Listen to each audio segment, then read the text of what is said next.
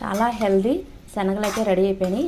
మనకి శుక్రవారం పూట నైవేద్యం పెట్టుకోవడానికి, పిల్లలకి స్నాక్స్ బాక్సుల్లో పెట్టుకుంటే ఇష్టంగా తింటారు.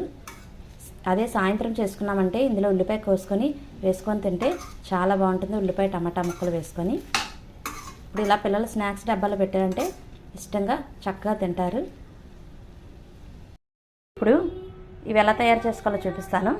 శనగలు నైట్ అంతా నానబెట్టుకొని చక్కగా కడిగేసి ఇలా వాటర్ వేసుకోండి.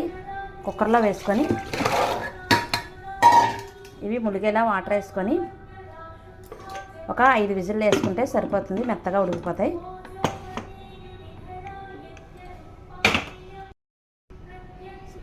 మంట మీడియం మీద పెట్టుకొని 5 విజిల్లు ఒక 6 విజిల్లు వేసుకోండి.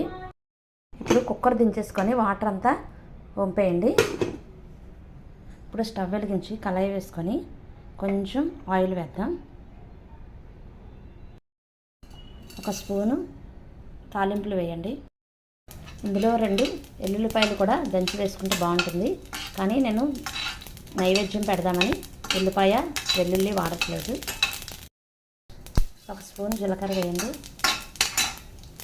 ఇప్పుడు కరివేపాకు, ఎండుమిర్చి, కొత్తిమీర వేసేద్దాం.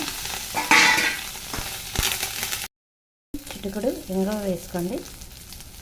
శనగలకు సరిపడా సాల్ట్ కూడా వేసేయండి కదా. శనగలు వేసి బాగా కలిపేసుకుందాం. ఉదయాన్నే మనకి నైవేద్యం పెట్టుకోవచ్చు, పిల్లలకి స్నాక్స్ డబ్బాలో కూడా పెట్టుకోవచ్చు.